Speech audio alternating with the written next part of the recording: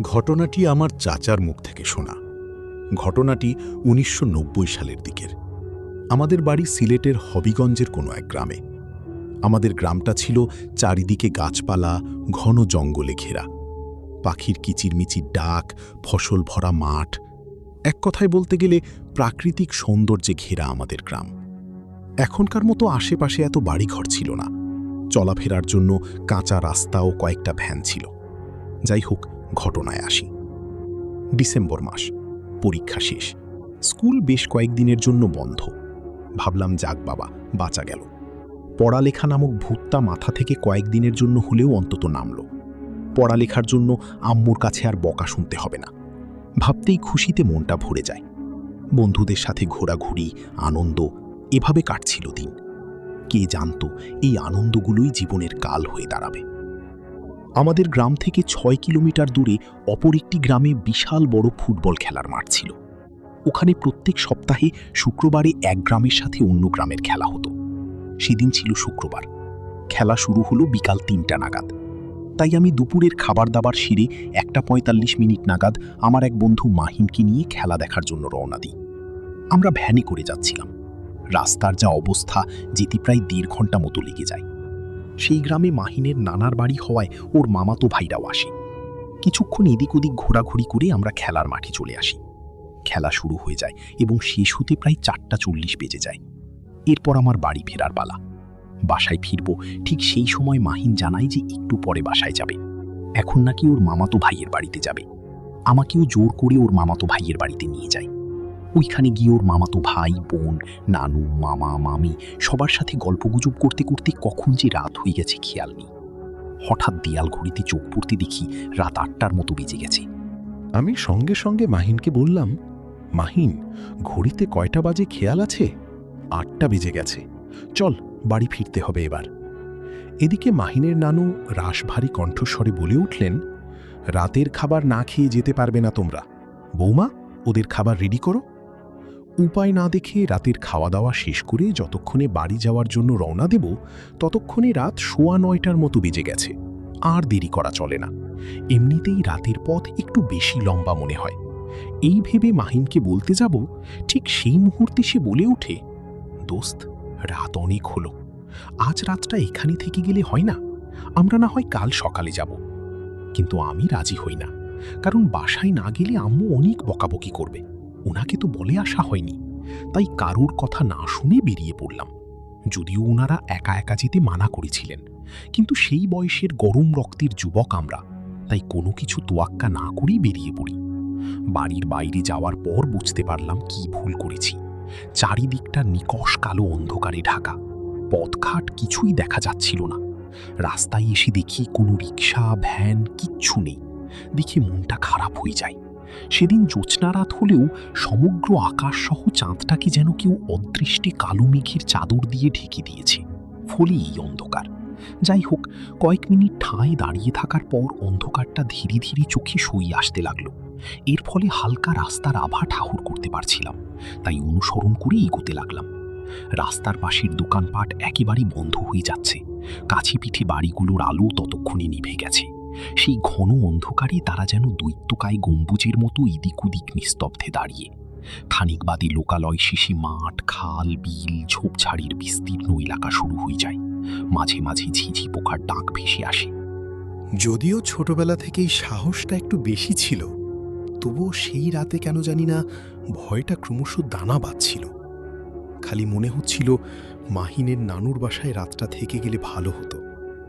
এইসব ভাবতে ভাবতে আল্লাহর নাম নিয়ে ধীরে ধীরে এগোচ্ছিলাম। আর ভাবছিলাম, প্রায় ৬ কিলোমিটার পথ যদি পায়ে হেঁটে পার করতে হয়, তাহলে তো ভোর হয়ে যাবে। কি করা যায়? এইসব ভাবতে ভাবতে হঠাৎ মনে পড়ে যায়, আরে গ্রামে যাওয়ার তো একটা শর্টকাট রাস্তা আছে।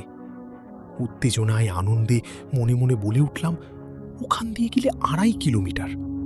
কিন্তু লোকের মুখে শুনেছি রাস্তাটা নাকি অনেক খারাপ, তাই একটু ভয় লাগছিল। তারপরেও আল্লাহর নাম নিয়ে ওই শর্টকাট রাস্তাটা দিয়েই হাঁটা শুরু করলাম। জনমানবহীন রাস্তা, চারিদিক নির্জন, কোনো সাড়া শব্দ নেই। এমনকি রাত চড়া পশু পাখিগুলোও যেন গভীর ঘুমে আচ্ছন্ন। ভয়টা ক্রমশ বুকে চেপে বসেছিল। এইভাবে বেশ কিছুক্ষণ হাঁটার পর কিছুটা দূরে বাম পাশে চোখ পড়তে দেখলাম একটা বাড়ি থেকে আলো ছড়িয়ে পড়ছে। ততক্ষণে বুকে চাপা ভয়ের পাথরটা যেন কিছুটা শিথিল হলো। আমি আর কিছু না ভেবেই ওই আলোটা লক্ষ্য করে হাঁটতে থাকি, আর মনে মনে ভাবি যাক বাবা, বাঁচা গেল।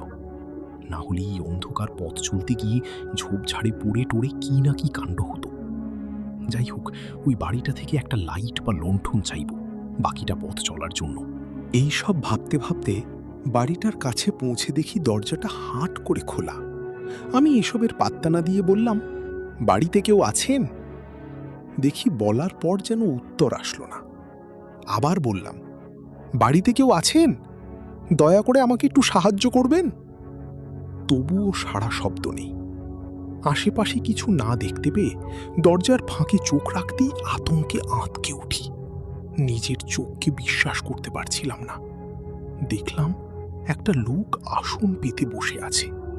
তার পরনে লাল রঙের কাপড়, গলায় একগুচ্ছ মালার মতো জড়ানো। লোকটাকে দেখে আমার বুঝতে বাকি ছিল না আসলে সে একজন তান্ত্রিক। তান্ত্রিকটার সামনে আগুনের কুণ্ড জ্বলছে, আর তার পাশেই একটি বাচ্চা ছেলের দেহ, যার ধর থেকে মাথাটা আলাদা ছিল, এবং তার দেহ থেকে তান্ত্রিক কি যেন ছুঁড়ে ছুঁড়ে সে আগুনে ফেলছিল এবং বিড়বিড় করে মন্ত্র পড়ছিল। সে কি এক দৃশ্য! এই দৃশ্য দেখে আমার ভয়ে পুরো শরীর যেন জমে যাচ্ছিল। মনে মনে আল্লাহ আল্লাহ করছিলাম। ঠিক সেই সময় তান্ত্রিকটা চোখ বন্ধ অবস্থায় মন্ত্র পড়িয়ে একটা ইশারা করার সাথে সাথেই কোথা থেকে যেন দুটো ছায়ামূর্তি এসে হাজির হয়, এবং তান্ত্রিকের কিছু আদেশে তারা অদৃশ্য হয়ে যায়। আমি ঠায় কাঠ হয়ে অপলক দৃষ্টিতে সব দেখে যাচ্ছিলাম। কিছুক্ষণ পর অবয়ব দুটো একটা মেয়ের অচেতন দেহ নিয়ে দরজায় ঢোকে। সেই দৃশ্যে যতটা অবাক হই তার চেয়ে বেশি অবাক হই মেয়েটিকে দেখে। মেয়েটির সমগ্র শরীর থেকে অদ্ভুতভাবে কেমন যেন এক উজ্জ্বল ছটা বেরিয়ে পড়ছে। এদিকে মেয়েটি যেন গভীর ঘুমে ব্যস্ত। মেয়েটিকে ছায়ামূর্তিগুলো তান্ত্রিকের পাশে শুইয়ে দেয়। তান্ত্রিকটা পুনরায় বিড়বিড় করে মন্ত্র পড়ে সামনে আগুনে কি যেন ফেলতে থাকে। সেদিন কেন জানি না ওখান থেকে পালিয়ে না গিয়ে সবখানিয়ে দাঁড়িয়ে দেখছিলাম, আর ভয়ে ঠক ঠক করে কাঁপছিলাম। হঠাৎ তান্ত্রিকটা পাশে থাকা একটা ধারালো অস্ত্র তুলে নিয়ে মেয়েটিকে আঘাত করে, এবং আমি প্রচণ্ড জোরে আল্লাহর নাম নিয়ে চিৎকার দিয়ে উঠি। আমার চিৎকার শোনা মাত্রই ওই অদ্ভুত মেয়েটির হুঁশ ফেরে, আর আমার দিকে এক পলক তাকায় এবং হঠাৎই অদৃশ্য হয়ে যায়। তান্ত্রিকটা রাগে কটমট করে আমার দিকে তাকায়। ওর চোখগুলো যেন টকটকে লাল আগুনের ভাঁটির মতো জ্বলছে। এমনভাবে সে আমার দিকে তাকিয়েছিল যেন আজ আমাকে শেষ করে দেবে। আমি ভয়ে আতঙ্কে প্রাণপণে দৌড় দেওয়ার চেষ্টা করছিলাম, কিন্তু আমার পাগুলো যেন পাথর হয়ে মাটির সাথে লেগেছিল। শরীরের সমস্ত শক্তি দিয়েও পাগুলো নাড়াতে পারছিলাম না। এমন সময় তান্ত্রিক রাগান্বিত কণ্ঠে বলল, নিয়ে আয় ওকে। এটা বলার সাথে সাথেই ওর পাশে থাকা ছায়ামূর্তি দুটো আমার দিকে এগিয়ে আসে। ভয়ে যেন আমার হৃৎপিণ্ড বের হয়ে যাবার উপক্রম হয়। চিৎকার করছিলাম, কিন্তু মুখ দিয়ে কোনো শব্দটিও বের হচ্ছিল না। আর কয়েক মুহূর্তের মধ্যে অবয়বগুলো আমাকে ধরে ফেলবে। ঠিক সেই মুহূর্তে গায়ে একটা শীতল বাতাস অনুভব করি। তারপর আর কিছু মনে নেই। জ্ঞান ফিরতে দেখি আমি একটা বিছানার উপর শুয়ে আছি, চারিদিকে অন্ধকার। হঠাৎ সামনের দিক থেকে সেই মেয়েটি আমার কাছে এগিয়ে আসে। তার শরীর থেকে নির্গত আলোক ছটা আমার আশেপাশের পরিবেশটা আলোকিত করে তুলেছে। মেয়েটি যত কাছে এগিয়ে আসছিল ততই ক্রমশ তার সাথে একটা মিষ্টি ঘ্রাণ পরিবেশটাকে ভরিয়ে তুলছিল। এবারে মেয়েটিকে ভালো করে লক্ষ্য করে বললাম, এত সুন্দর মেয়ে আমার জীবনে আমি কখনো দেখিনি। মেয়েটি আমার কাছে এসে মায়া ভরা কণ্ঠে বলল, ধন্যবাদ, আজ হয়তো আপনার জন্য বেঁচে গেলাম। আমার ঘোরটা তখনও কাটেনি। আমি ভয়ে একটু পিছিয়ে গেলাম। মেয়েটি আবার বলল, ভয় পেও না, আমি তোমার কোনো ক্ষতি করব না। তুমি তো আমার প্রাণ বাঁচিয়েছ। কথাটা শুনে আমার মনে একটু সাহস হলো। এরপর সাহস করে ভাঙা ভাঙা গলায় জিজ্ঞেস করলাম, কি তুমি? উত্তরে মেয়েটি বলে যে সে একজন পরী। এটা শোনার পর আমি আতঙ্কে গুটিয়ে যাই, আর পরক্ষণে ভাবি আমি তো প্রাণ বাঁচিয়েছি ওর, তাই ও হয়তো আমার কোনো ক্ষতি করবে না। এই ভেবে পুনরায় ভয়ে ভয়ে বলি, আমার আম্মু অনেক টেনশন করছে, আমি বাড়িতে যাব। তখন মেয়েটি মুচকি হেসে ভাসমান অবস্থায় আমার দিকে এগিয়ে এসে আমার মাথায় আলতো করে হাত বুলিয়ে দেয়, আমাকে আড়ষ্ট করে ফেলে। সকালে আজানের সুরে আমার ঘুম ভাঙে। ঘুম থেকে উঠে দেখি আমি আমার বিছানায় শুয়ে আছি। মনে মনে বলে উঠলাম, ই কি, তার মানে কাল রাতে যা কিছু ঘটেছে তা কেবলমাত্র স্বপ্ন? যদি স্বপ্নই দেখে থাকি, তাহলে রাতে সেই মিষ্টি ঘ্রাণটা, যা এখনো রুমের মধ্যে আমি স্পষ্ট পাচ্ছি। কিছুক্ষণ পর আম্মু এসে বলে, কিরে, রাতে কখন আসলি? দরজা কি খুলে দিল? আর তোর ঘরে এটা গন্ধ কিসের? আহ, ঘ্রাণটা তো মিষ্টি। তুই কি আতর মেখে ঘুমাচ্ছিস? আমার আর বুঝতে বাকি ছিল না যে গত রাতে এখানে ঠিক কি কি ঘটেছে। আমি পরিস্থিতি সামাল দিতে দিতে তাড়াতাড়ি আম্মুকে বলি, গত রাতে ভুল করে দরজা খোলা রেখে ঘুমিয়ে পড়েছ। আমি কখন বাসায় ঢুকেছি টের পাওনি। কথাটা শুনে আম্মু জানায়, কি জানে, হয়তো মনের ভুল হবে। আজকাল কি যে হচ্ছে আমার, মাঝে মাঝে সবকিছু ভুলে যাই। এই বলে আম্মু চলে যায়। এইটুকু বলে আব্দুল চাচা থেমে গিয়ে টেবিলের উপর রাখা পানির বোতল থেকে এক গ্লাস পানি ঢেলে ঢক ঢক করে পানি খেলেন। আমি আব্দুল চাচাকে বললাম, চাচা, ঘটনাটা কি এতটুকুই? উত্তরে আব্দুল চাচা মুচকি হেসে বললেন, বাবা, ঘটনা তো কেবল শুরু। এই বলে চাচা দীর্ঘশ্বাস ফেলিয়ে আবারও বলতে শুরু করলেন, ভেবেছিলাম ঘটনাটা এখানেই শেষ, কিন্তু কে জানতো আমার জন্য আরো খারাপ কিছু অপেক্ষা করছে। বেশ কিছুদিন কেটে যায়। প্রতিদিনের মতো সেদিনও রাতের খাবার খেয়ে ঘুমিয়ে পড়ি। রাত কয়টা খেয়াল নেই, তবে গভীর রাত হবে।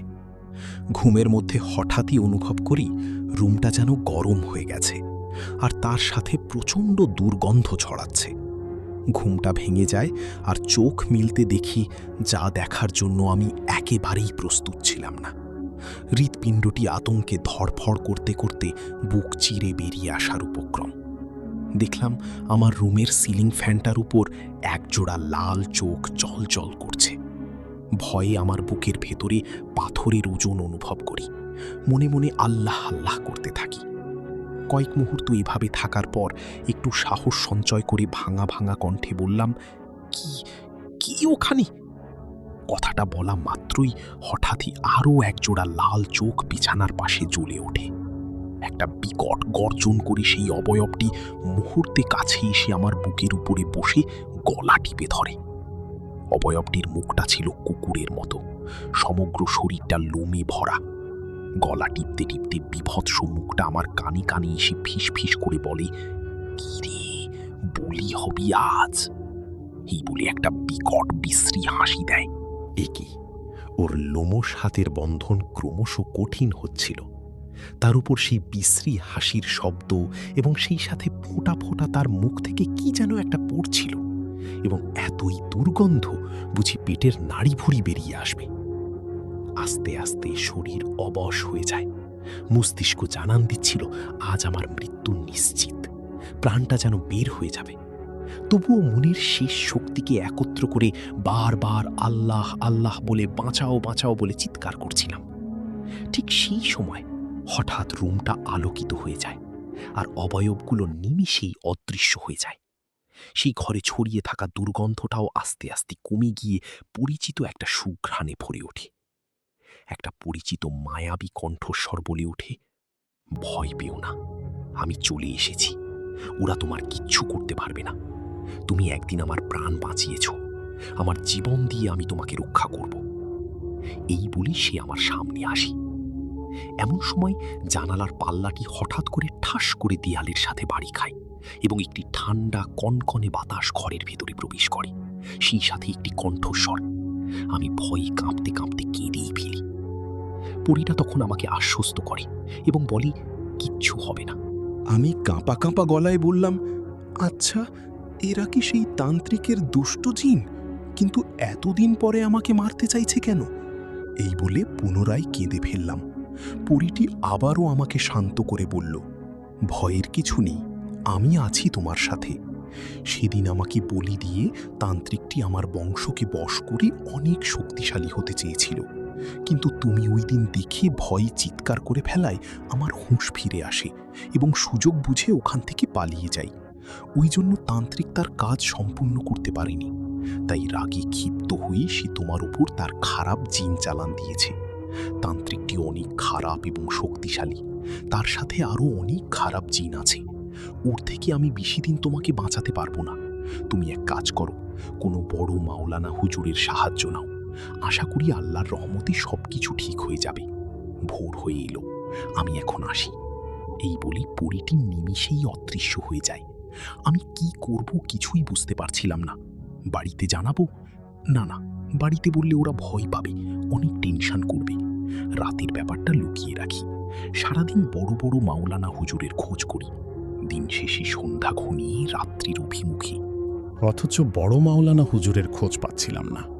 ভাবছিলাম বাসায় সবকিছু বলে দেব, কিন্তু বাসায় বললে সেদিনের মতো বকাঝকা করবে, ওরা ভয় পাবে, অনেক টেনশন করবে। তাই বাসায় কিছু বলি নাই। কিন্তু কে জানতো আমার জন্য ভয়ঙ্কর কিছু অপেক্ষা করছে। রাতে না খেয়ে রুমে চলে যাই।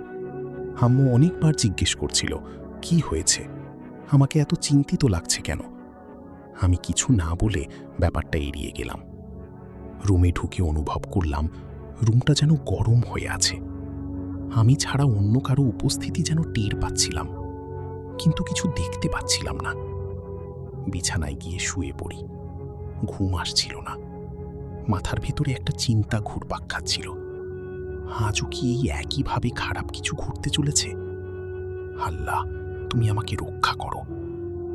এই ভাবতে ভাবতে কখন যে ঘুমিয়ে পড়েছি খেয়াল নেই। হঠাৎ একটা প্রচণ্ড চিৎকারে ঘুমটা ভেঙে যায়। মনে হচ্ছিল আমার জানালার পাশে প্রচণ্ড লড়াই চলছে।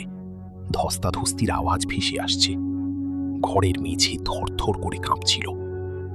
কয়েক মুহূর্ত পর সেই ধস্তাধস্তির ভেতর থেকে একটা পরিচিত কণ্ঠস্বর ভেসে আসে জানালা দিয়ে। তোরা কেন ওর ক্ষতি করতে চাইছিস? কি এমন করেছে ছেলেটা? এবং তারপরে আরও কিছু শব্দ ভেসে আসে। হুটোপুটির ফলে মনে হচ্ছিল রুমের দেয়ালগুলো যেন খুলে পড়বে। ভয়ে ভয়ে আল্লাহর নাম নিতে যত সূরা মনে ছিল সব পড়তে শুরু করলাম।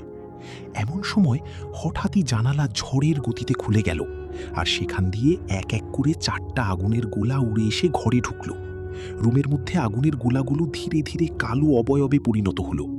আতঙ্কে আমার পুরো শরীর বরফের মতো জমে গেছে। হাত পা নাড়াতে পারছি না, চিৎকার করতে পারছি না, কি করব বুঝতে পারছি না। শুধুই মনে মনে আল্লাহকে স্মরণ করছি। কয়েক মুহূর্ত চুপচাপ থাকার পর অবয়বগুলো একসাথে বলে উঠল, কি রে, আজকে কে বাঁচাবি? এই বলে অবয়বগুলো একসাথে হাসতে হাসতে আমার দিকে এগিয়ে আসতে লাগলো। ভয়ে প্রাণ অষ্টাগত। মনে মনে ভাবছিলাম আজ আমার মৃত্যু নিশ্চিত। অবয়বগুলো প্রায় ছুঁয়েই ফেলবে।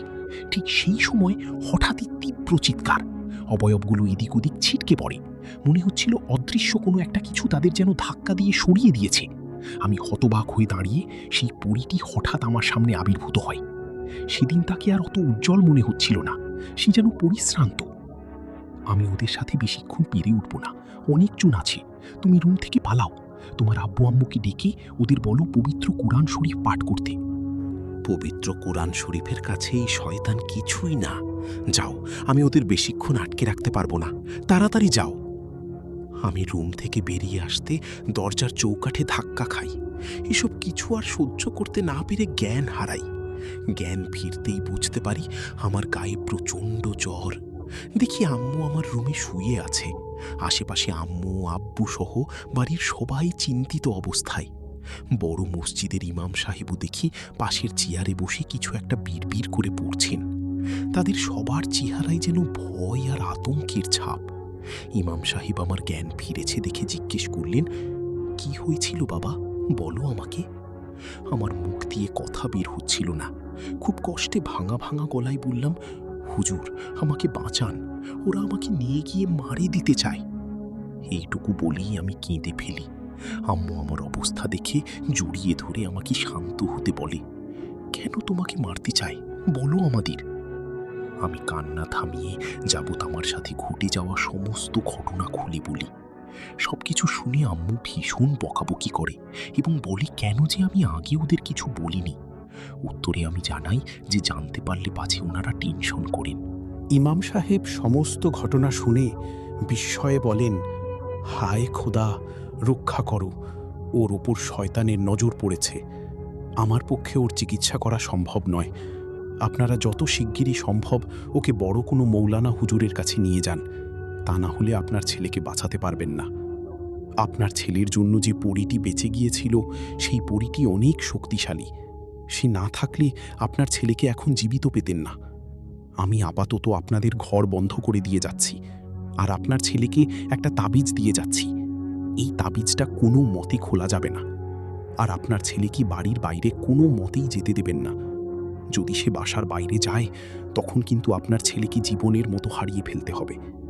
খুব দ্রুত কোনো বড় মৌলানা হুজুরের সন্ধান করে ছেলেকে দেখান। এই বলে ইমাম সাহেব তার হাতের তাবিজটা বিধে দিয়ে চলে যায়। দেখতে দেখতে 4-5 দিন কেটে যায়। তাবিজের জন্য কিনা জানি না, আর তেমন কিছু ঘটেনি। আমি সুস্থ হয়ে উঠেছি। এরপর আম্মুর কাছে জানতে চাই যে ঠিক কী ঘটেছিল। আম্মু বেদনা ও আতঙ্কের স্বরে জানান, সেদিন মাঝরাতে হঠাৎই ঘুম ভেঙে যায়। তোর রুম থেকে আসবাবপত্র ভাঙার শব্দ। শব্দগুলো এতটাই অপ্রত্যাশিত ছিল যে প্রথমটায় হতভম্ব হয়ে পড়ি। হুঁশটা ফিরে তোর আর্তনাদে সঙ্গে সঙ্গে ছুটে যাই। রুমে গিয়ে দেখি দরজা ভিতর থেকে বন্ধ। তখনও তোর গোঙানির শব্দটা ভেসে আসছিল। ব্যাপারটা অস্বাভাবিক আন্দাজ করে আব্বু দরজা ভাঙতে যাবে, ঠিক সেই সময় ঘরের ভেতর থেকে অস্পষ্ট কর্কশ কণ্ঠস্বর ভেসে আসলো এবং আমরা নাকি কোনোভাবেই তোকে বাঁচাতে পারবো না। এই সব শোনা মাত্রই আমরা অনেক ভয় পেয়ে যাই। তোর আব্বু দরজাটা ভাঙতে যাবে, ঠিক সেই সময় হঠাৎই দরজাটা খুলে যায়। দেখি অদ্ভুতভাবে অজ্ঞান অবস্থায় তুই ভেসে আছিস। তোর পেছনে 4টা আগুনের গোলা এবং ধস্তি রুমের ভেতরে। আমি আতঙ্কে কাঠ হয়ে সব দেখছিলাম। এই সময় সেই সাদা আলোক রশ্মির ভেতর থেকে একটি কণ্ঠস্বর শুনতে পাই এবং আমাকে বলা হয় যে তোকে যেন তাড়াতাড়ি নিয়ে এখান থেকে চলে যাই। এবং সেই সময়ই কুরআন শরীফ নিয়ে এসে আমরা আউযুবিল্লাহি মিনাশ শাইতানির রাজিম বিসমিল্লাহির রহমানির রহিম বলে জোরে জোরে কুরআন শরীফ পাঠ করতে শুরু করি। ঠিক তখনই 4টা আগুনের গোলা ভেতর থেকে ফিসফিসে কণ্ঠস্বরে বলে ওঠে যে ভেতরটা নাকি তাদের চলে যাচ্ছে এবং একসময় তারা অদৃশ্য হয়ে যায়। এই বলে আম্মু থামে। আমি চুপচাপ বসেছিলাম। এমন সময় আমার মামা আসেন এবং জানান যে বড় হুজুরের সন্ধান পাওয়া গেছে। আগামীকাল সকালে এখানে তিনি আসবেন। মামা সেই রাতেই আমার বাসায় থাকলেন। খাওয়া দাওয়া সেরে আম্মুকে বললেন, আজ তোরা একা ঘুমা, এই বলে রুমের ভেতরে যাব। এমন সময় আম্মু বলে তিনি আমাকে একা কোনো মতেই শুতে দেবেন না। আমি আম্মুকে চিন্তা করতে মানা করি, আশ্বস্ত করে জানাই কিছু হবে না, ইমাম সাহেবের দেয়া তাবিজ আছে। এই 4-5 দিন তো কিছুই ঘটেনি। সারাদিন ক্লান্ত থাকায় বিছানায় আসা মাত্রই ঘুমিয়ে পড়ি। মাঝরাতে হঠাৎই বাইরে কারো চিৎকার শুনতে পাই। ঘুম ভাঙে, খেয়াল করি আম্মুর গলা। কিন্তু এত রাতে আম্মু কেন ডাকছে? কারুর কিছু হলো নাকি আবার? এই সব ভাবছি, এমন সময় আম্মু বলে উঠল, বাবা তুই কি ঘুমিয়ে পড়েছিস? একটু উঠ না, তোর রহিমা চাচার বাড়িতে যাব, কাজ ছিল। আমার একা যেতে ভয় করছে, একটু সাথে আয় বাবা। রাত কত হয়েছে খেয়াল নেই, আন্দাজ করি গভীর রাত্রি। এত রাতে আম্মু বাইরে রহিমা চাচার বাড়িতে যাবে, ব্যাপারটা যেন অস্বাভাবিক। তাই সেই রাতে বুঝার বোধশক্তি বোধহয় হারিয়ে ফেলেছিলাম।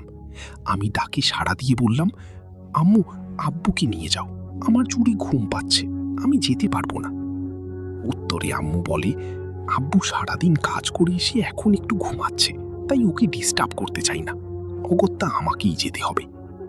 আমি কোনো কিছু 7-5 না ভেবে ঘুমের ঘুরে চোখ কচলাতে কচলাতে উঠে পড়লাম।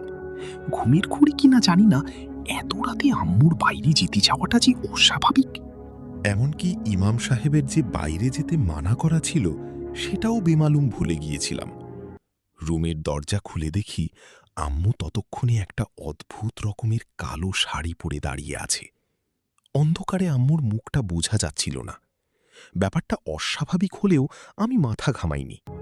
কিছু বলতে যাব তার আগেই আম্মু ইশারায় ঘর থেকে ডেকে বেরিয়ে যায়। বাড়ির চৌকাঠ পেরোতে হঠাৎ আম্মুর মুখের দিকে নজর যেতেই চমকে উঠি। এ কি, আম্মুর মুখে যেন অদ্ভুত হাসি লেগে আছে মনে হচ্ছে, কিন্তু কিছু বলার অবকাশ ছিল না। তার আগেই আম্মু বলে উঠল, আয় বাবা, তাড়াতাড়ি আয়, দেরি হয়ে যাচ্ছে। এই বলে আম্মু কয়েক পা ব্যবধানে এগিয়ে যেতে লাগলো। জ্যোৎস্না রাত, চাঁদনি রাত, চারিদিকে রাস্তাঘাট বোঝা যাচ্ছিল। ঘুমটা তখনও পুরোপুরি কাটেনি, তাই সেই বিভীষিকাময় রাতের অস্থিরতাকে গুরুত্ব না দিয়ে চোখ কষলাতে কষলাতে আম্মুর পিছু পিছু এগোতে লাগলাম। কিছুটা যাওয়ার পরই আম্মু আচমকাই আমার দিকে ঘুরে আর চোখে তাকালো। চাঁদের আলোয় বলে কিনা জানি না, সেই আবছা আলোতে আম্মুর চোখ দুটো কেমন ঘোলাটে লাগছিল আমার কাছে। যদিও তখন ব্যাপারটা কোনো এক অজুহাতে উড়িয়ে দিয়েছিলাম, কিন্তু আজ তা মনে পড়লে গায়ে কাঁটা দেয়। যাই হোক, আম্মু আর চোখে কয়েক মুহূর্ত তাকিয়ে থাকার পর বলল, কিরে, তোর তাবিজটা খুলে যাচ্ছে তো, হারিয়ে গেলে সমস্যা হবে না? আমি চমকে উঠে কিছু বলতে যাব, তার আগেই আম্মু জানায়, নিয়ম অনুযায়ী প্রথমে তাবিজটি মাটিতে রাখতে হবে, এরপর উনি পুনরায় তাবিজটি বেঁধে দেবেন। তাবিজটি খুলে মাটিতে রাখার সময় বিষয়টা মনে পড়ে যেতেই আমি শিউরে উঠি। ততক্ষণে যা ঘটার ঘটে গেছে। তাবিজটি মাটিতে রাখা মাত্রই মিলিয়ে যায়, আর আমার বুঝতে বাকি রইল না সেই মুহূর্তে কি ঘটতে যাচ্ছে আমার সাথে। যে রহিমা চাচার বাড়ি যাওয়ার জন্য আম্মু আমাকে ডেকে নিয়ে এসেছে, ভালো আম্মুর রূপী সেই শয়তান পিশাচ, তার অভিসন্ধি আমি সেই মুহূর্তে বুঝতে পারি। আসলে রহিমা চাচি 6 মাস আগে পানিতে ডুবে মারা গেছে। সামনে তাকাতেই ভয়ে ভয়ে হাত পা কাঁপছিল আমার। কি করব বুঝতে পারছিলাম না। আল্লাহর নাম নিয়ে দৌড়াতে থাকলাম। এদিকে পিশাচরূপী জিনটি পিছু পিছু আসছিল আমার। দৌড়াতে দৌড়াতে কখন জানি না কিছুর সাথে হোঁচট খেয়ে পড়ে যাই। তারপরে আর কিছু মনে নেই। কতক্ষণ এই অবস্থায় ছিলাম জানি না। চোখ মেলতেই সমস্ত কিছু ঘোরাটে লাগছিল। তবু আন্দাজ করতে পারছিলাম আমি মাটির উপরে শুয়ে আছি। চারপাশে শুধু মাটির দেয়াল, আর তাতে কয়েকটি মশাল জ্বলছে। সামনে একটি আগুনের কুণ্ড, তার পাশে কি কেউ লাল কাপড় পরে বসে কিছু একটা করছে। চোখ কচলে ভালো করে দেখে আতঙ্কে চমকে উঠি। সেই তান্ত্রিকটা আমার দিকে হঠাৎ বিকট একটা হাসি দিয়ে বলল, ইফরিত আসছে। ছোটবেলায় নানার কাছে শুনেছিলাম ইফরিত জিনেরা অনেক ভয়ঙ্কর এবং শক্তিশালী হয়ে থাকে। ভাবতে শরীরটা থরথর করে কেঁপে উঠল। তান্ত্রিকটা চোখ বুজে বিড় বিড় করে কিছু একটা পড়তে শুরু করলো। এমন সময় অদৃশ্য কোনো একটা কাঁতো কাঁতো গলায় পরিচিত কণ্ঠ ভেসে আসলো। সে যেন অনুরোধ করছে আমাকে ছেড়ে দিতে। বুঝতে পারলাম সেই পরীটা। তান্ত্রিক পরীটির কথায় কান না দিয়ে মন্ত্র পড়তে যাচ্ছিল। এইভাবে কিছুক্ষণ চলার পর হঠাৎই বাইরে প্রবল গতিতে ঝড় শুরু হয়। বাইরের গাছপালা যেন ভেঙে পড়বে। আমার চারপাশটা থরথর করে কাঁপছিল। মাটিতে পড়ে থাকা একটা মাটির ঠেলা তুলে নিয়ে সজোরে আমি সেই তান্ত্রিকের দিকে ছুড়ি। হুঁশটা ফিরে তান্ত্রিকটার চিৎকারে।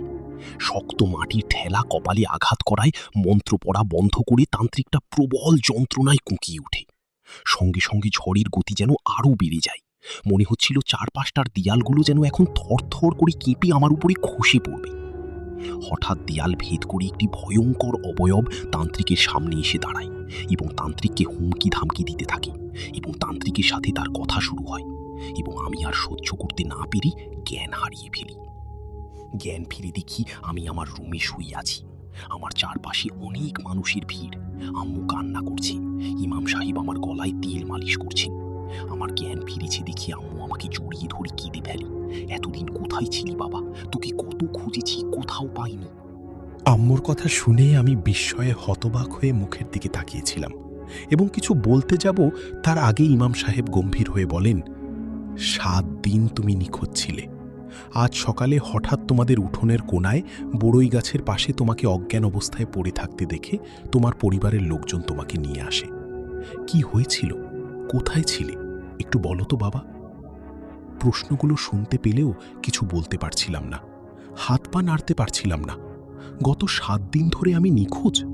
যতদূর মনে আছে গতকাল রাতেই তো পিশাচের হাত থেকে বাঁচতে দৌড়েছিলাম, আর কোনো কিছুর সাথে হোঁচট খেয়ে মাটিতে পড়ে যাই, আর চোখ খুলতেই ওই তান্ত্রিকটাকে দেখি। কিন্তু এর মধ্যে 1 সপ্তাহ কেটে গেল। শরীরটা অনেক ভারী মনে হচ্ছিল। হঠাৎ উপস্থিত ভিড়ের মাঝে একজন এসে বলল, মাওলানা সাহেব এসেছেন। মাওলানা সাহেব লম্বা একটা সালাম দিয়ে ঘরে প্রবেশ করে আম্মু, আব্বু, ইমাম সাহেব ছাড়া সবাইকে ঘর থেকে বেরিয়ে যেতে বললেন।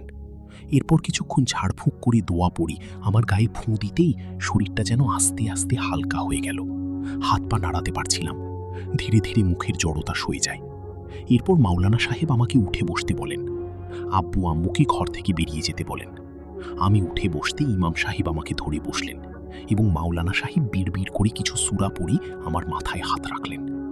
কিছুক্ষণ পরই সমগ্র ঘরটা একটা মিষ্টি ঘ্রাণে ভরে গেল। আশ্চর্যজনকভাবে দেখলাম মাওলানা সাহেব অচেনা ভাষায় অদ্ভুতভাবে অদৃশ্য কারো সাথে কথা বলছে। এভাবে কিছুক্ষণ কথোপকথন চলার পর আবারও অনুভব করলাম মিষ্টি ঘ্রাণটা ধীরে ধীরে মিলিয়ে গেল। ঘরের পরিবেশটা আবারও স্বাভাবিক হয়ে গেল এবং মাওলানা সাহেব বললেন আমার আম্মু আব্বুকে ডেকে নিয়ে আসতে।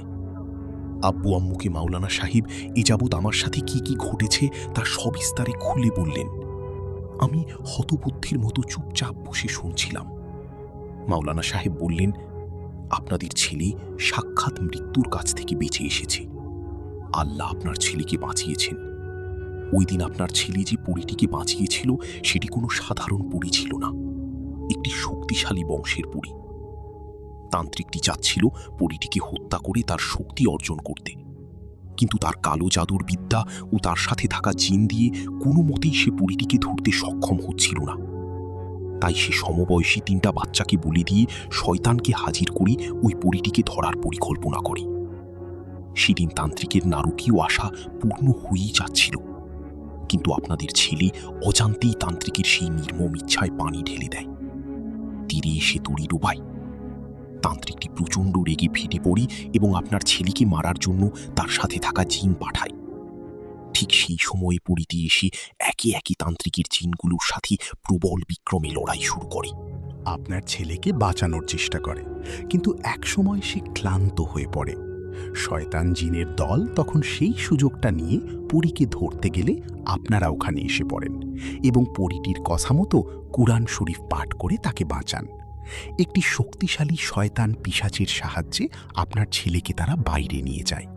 তান্ত্রিকটি ইফরিত জিনকে আহ্বান করেছিল এবং সে আপনার ছেলেকে বশ করেই ফেলেছিল প্রায়, কিন্তু শেষ মুহূর্তে আপনার ছেলে একটা ঠেলা ছুঁড়ে তান্ত্রিককে আঘাত করে এবং তার মাঝে ইফরিতও চলে আসে এবং সে ক্ষিপ্ত হয়ে তান্ত্রিক তাকে মেরে ফেলে। এখন আর কোনো সমস্যা নেই, আপনার ছেলের উপর আল্লাহর রহমতে সমস্ত বিপদ কেটে গেছে। তবুও একটা তাবিজ দিয়ে যাচ্ছি, ভবিষ্যতে আর কোনো বিপদ হবে না। এই বলে মৌলানা সাহেব ইমাম সাহেবকে নিয়ে চলে যান। আর কোনোদিনও সেই পরীর দেখা পাইনি। তবে অন্ধকার রাতে কখনো কখনো শুনশান একা হাঁটার পথে মাঝে মাঝে সেই পরীটির মিষ্টি ঘ্রাণ অনুভব করি। এই বলে আব্দুল চাচা থামলেন।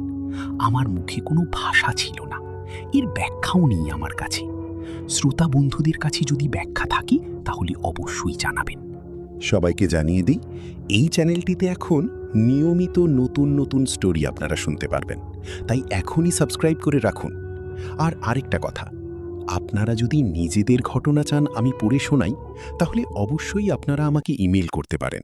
ইমেইলে আপনার নাম, ঠিকানা সহ আপনার ঘটনা পাঠিয়ে দিন। এই ভিডিও ডিসক্রিপশনেই ইমেল অ্যাড্রেস পেয়ে যাবেন। ইমেলটি হল sakindocumentary@gmail.com। দেখা হবে পরবর্তী কোনো ঘটনায়।